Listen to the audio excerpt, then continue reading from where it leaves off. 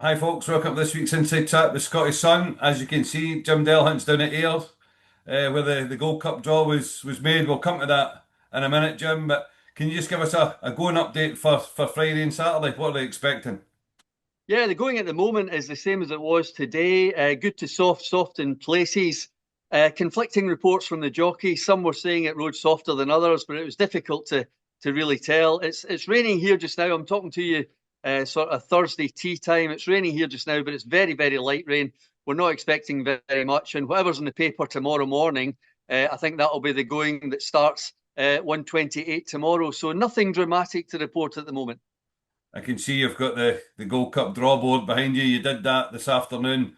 Who's happy with their draw? Who's not happy with their draw? What kind of feedback did you get?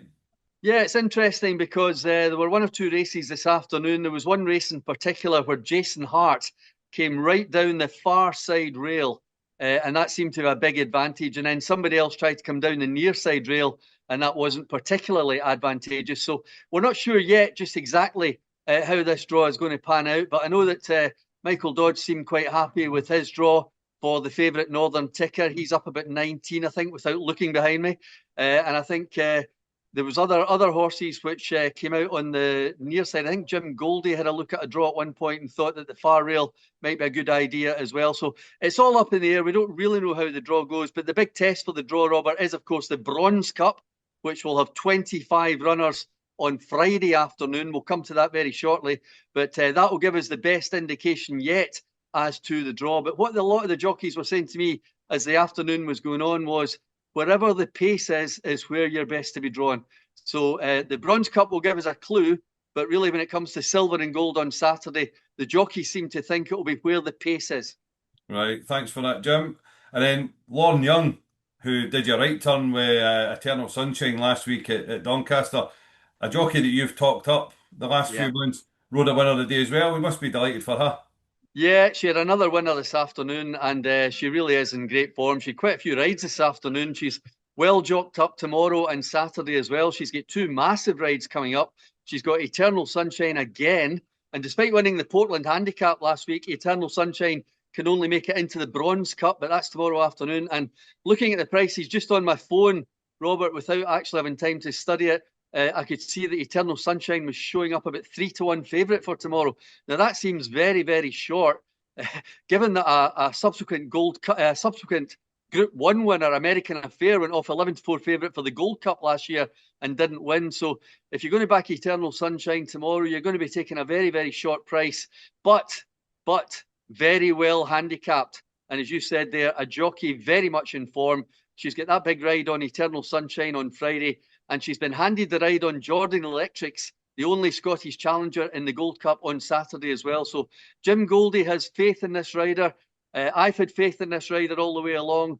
I couldn't believe they sneaked into the Portland last week, and as soon as I realised they had, she had to be an each way saver, and of course she went and won as well. So good luck to Eternal Sunshine and Lauren Young in the Bronze Cup tomorrow, and of course that big ride live on ITV on Jordan Electrics on Saturday. And just a quick word about the trainer, Jim Goldie. I mean, he's been in form all year, but his horses are absolutely flying at the moment. Three winners today. Yeah, no stopping him whatsoever. Three winners again this afternoon. He's got runners all over the place tomorrow. Quite a few of them were doubly declared today and tomorrow. So check your non-runners tomorrow morning just to see which ones are actually going. But he's well represented throughout Friday and Saturday. And there's one which I'll come to later. I'm very keen on Saturday from the Goldie Yard. Well, we'll just kick on to Friday, Jim. You'll have had a good look at the card. I believe you start off in the 128 tomorrow. Yeah, we're starting early tomorrow. It's a 2-year-old nursery handicap, Robert, and the horse I like here is number 4, Magistry. It goes for Michael Dodds, who of course has the big race favourite on Saturday. He was here today, out of luck today, but I'm sure his horses will pick up over the next 48 hours. He has the favourite for the big race on Saturday, but this Magistry, I thought won well last time. I think it's very well handicapped just with a £6 penalty. Connor Beasley is in the saddle. And of course, these little nursery handicaps are competitive. It's 7 furlongs, but without going overboard, like we didn't go overboard with anything last week, Magistry under the penalty, I think might just get us off to a good start at 128. And then after that, the 233, you've got a selection in that one as well. Yeah, the Harry Rosebery. I mean, what a competitive race we've got for this one. But Ipanema Queen is coming over from Ireland, representing Adrian Murray and David Egan, of course, the ammo colours. And I think Ipanema Queen is a very, very nippy filly indeed. I think the 5 furlongs of this Harry Rosebery will really suit her. It's a competitive race, and I should mention one or two like Hanny Girl for Tim Easterby and David Allen, which doesn't look great on the ratings, but visually has looked as if she's an improving filly. But Ipanema Queen, she's a short price. She's 5-2 at the moment. I think if she bolts up by 3 or 4 lengths, you might be thinking that wasn't a bad price at all. So David Egan's mount, Ipanema Queen in the Harry Rosebery, the listed race at 233. And then in the 5.5 furlong fillies listed race at 305, I think we like the 1 and 2 in the market. Star of Memas is the one I like. Take a Yeah, form line through your eternal sunshine. This one gave it £29 at York when you take yeah, Kay Farmer's £7 claimant account. Beat it a short ahead. That form looks fantastic now after the Portland last week. That won the Harry Rosebery last year at the meeting, so we know she likes the track. And Richard Hughes, he's had 2 runners at Ayr and won both times, so that's yeah. enough boxes ticked for me. She opened second in the market. I believe she's now favourite. The early money, not that it takes much to shift these markets, but the Yeah. early money's come for Star of Memas. But you like the second in the betting? Yeah, it's another star. It's Star of Lady M for David O'Mara and Danny Tudhope. David O'Mara had a winner this afternoon. I asked him about this filly, knowing that she was running here tomorrow, and he's very, very keen on her. She ran in the Beverly Bullets. He actually said to me this afternoon they were just going to come here fresh to try and win this race for the second year running. But she was so well at home, he thought I better give her a run. Ran her in the Beverly Bullet, expecting her to blow up, and she didn't blow up. She stayed on really, really well. They're delighted with that. They think they have her absolutely peak form for tomorrow's repeat bid to win this race. And before I even spoke to him, as you know, I wrote this in the column as well. I really fancied Star of Lady M, having seen her at Beverly, and that's very much the one I'm with. I noticed that the weight for age at this time of year for the sprints is only £1, so not much between these 3-year-olds and the older horses at this stage of the year. So I don't think that's going to be significant at all. I can see entirely where you're coming from with Star of Memis, and that might just be a wee forecast for us. There's 2 stars, Star of Memis and Star of Lady M, but having heard from David O'Mara today, I think I'm even more convinced that Star of Lady M is going to win again. Yeah, with Star of Memas, the one negative is the ground. We don't know how she'll cope with Yeah, the softer ground, but it's just that eternal sunshine form just looks yeah, sparkling. it So, does. and then the 520, I believe you're going to have your nap in that. But I'll go first. The horse that I saw over hurdles at Perth last Monday, Yep. Just Dotty for Mike Smith. Thought it was very interesting in its handicap debut in the flat off a mark of 52, right at the very bottom of this 1 mile 5 handicap. It's a 106 rated hurdler. It's 1/2 miles over jumps. But Mike, he threw it in here at Ayr over 6 furlongs a few weeks Yeah. ago, just to get a mark. He was never ever going to win over 6 furlongs, not a chance. Needs far further than that. So stepping up to 1 mile 5, I'll be far more like it. And I just thought that was an interesting one. It ran a decent enough race at Perth. I think it finished fourth in the end, but wasn't beaten far in fourth. So I think at a huge price, 40-1 was the opening price. I think Just Dotty's definitely worth a second look on its handicap debut.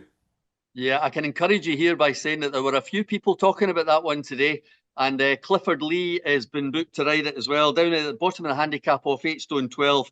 But as you say, I have napped in that race, very conscious that Just Dotty could be a blot, but I have napped in that race, and it's a horse called Valley of Flowers, the top weight, under 10 stone 2, Joanna Mason in the saddle. She rides for her cousins, Samantha and Jacqueline Coward. Now, they had a runner today, Robert, in the last race, which hadn't run for 4 years, Elysian something or other, and it ran an absolute blinder, and they were dancing up and down. They were so delighted with that horse running well today. I think they'll be even more hopeful about Valley of Flowers running a big race tomorrow. Valley of Flowers won this race 2 years ago, loves this track. The trip, 1 mile 5, I think will be perfect. The just slight cut in the ground, I think, will be perfect as well. And Joanna Mason, I know she was at Pontefract today, but she'll be back here at Ayr tomorrow. She gets on so well with this mare Valley of Flowers.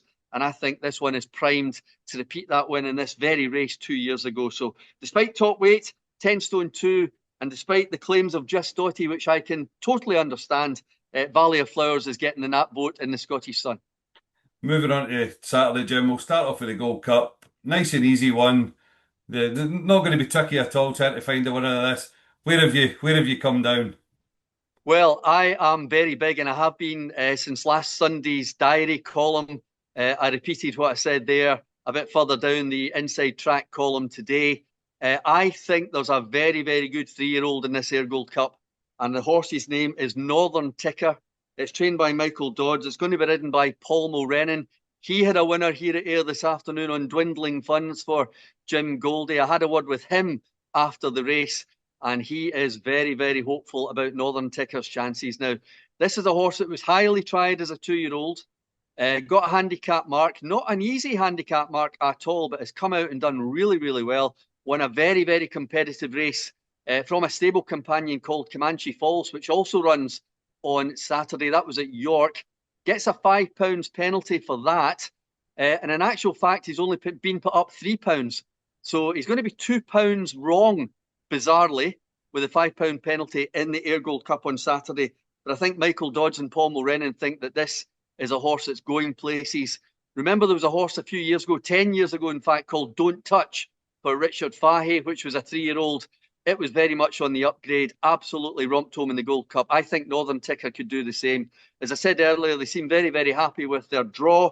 And when I spoke to Paul Mulrennan after his mount today, he seemed very happy as well. And when I spoke to Adele Mulrennan, Mrs. Mulrennan, she said, I hope he can win that Ayr Gold Cup and retire, because that's what he wants to do, win that Ayr Gold Cup. So remember, he was on the 11-4 favourite American Affair last year and it got beat. So I reminded him he's on the favourite for the second year running, but hopefully this year he can put it right. So what about you? Well, you've made a very compelling case here, Jim. I had three written down.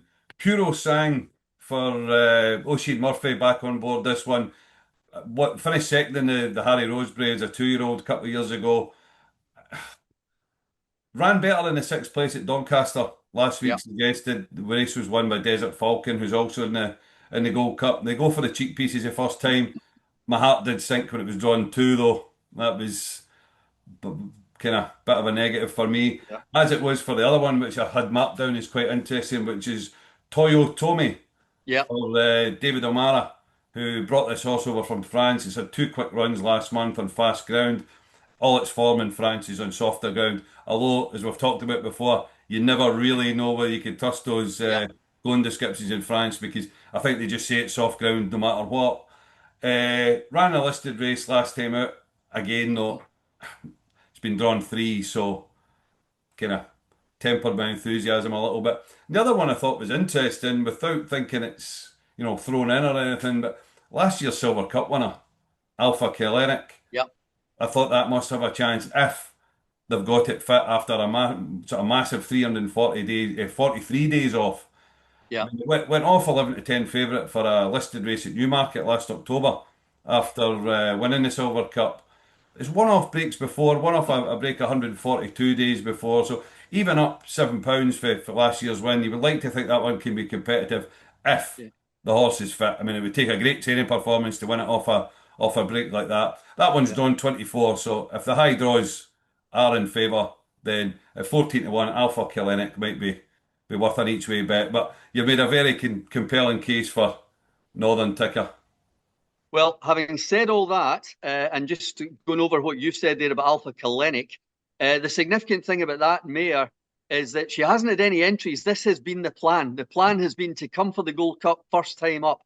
And I'll just throw back 12 months. That horse only missed the Cup for gold last year by one, I think, two at the most, one or two. And the way she won that Silver Cup, I remember saying to people at the time, she would have won the Gold Cup.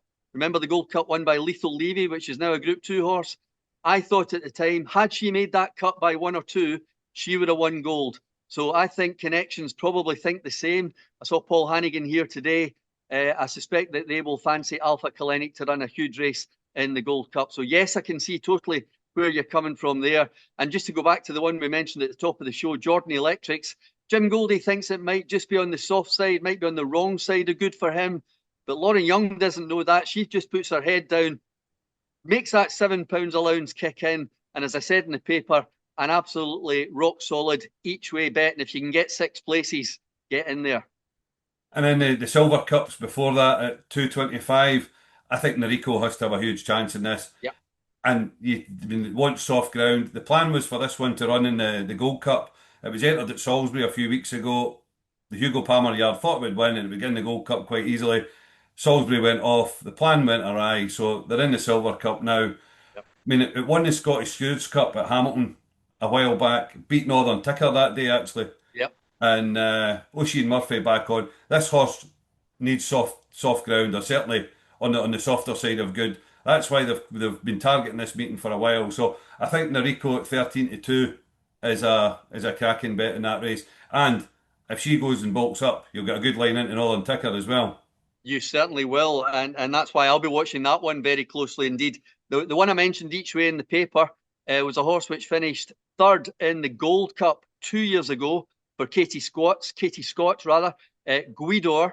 Now it says everything that Guidor finishing third 2 years ago is in the silver this time around. They have been trying to get this horse fit. I haven't spoken to Katie today. She didn't have a winner. She never came across my microphone, I'm afraid. But Guidor, I think, will run well at an each way price, I would have thought. But I totally get your case for Nariko. And just on that subject, the horse which finished second in the Ayr Gold Cup last year, Silky Wilkie, can only make it into the bronze this year. Runs in the bronze on Friday. So it just shows you the quality of that Gold Cup. But anyway, I like your case for Nariko. What else have you got for us on Saturday? I'm just going to mention two, Robert. One which I've alluded to earlier, we'll come to in a moment, but in the First of Clyde Stakes, which of course is Scotland's only group race, it's a Group 3 race over 6 furlongs for the 2-year-olds on Saturday afternoon over the full Gold Cup course and distance. They run Silver Cup, First of Clyde, Gold Cup without having to move the stalls at all. I think there's one here for Kevin Ryan, who of course is the greatest living Gold Cup trainer. He has 5 wins to his name. And I think Kevin could have a really good 2-year-old here with Isle of Fernandez. The ratings wise has a little bit to find, but I'm very big on visuals, as you know. And I think Isle of Fernandez, which was pulled out of a nursery at Doncaster last week to wait for this, I think it may prove well worthwhile. But having looked at the prices, I think we have to go each way. So Isle of Fernandez in the First of Clyde. And the last one I'm going to mention, I'm sure you'll drop something else in, but the last one I'm going to mention is in the 440. It's a division of the Jordan Electrics handicap over 7 furlongs.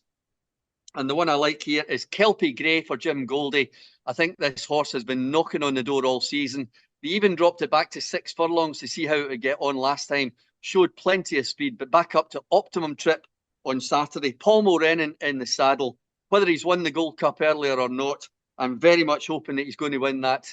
440 on Kelpie Grey. That's brilliant, Jim. Thanks very much, and hopefully another successful couple of days at Ayr for you. Fingers crossed, Robert. Thanks very much. Thanks, everybody. Cheers, folks.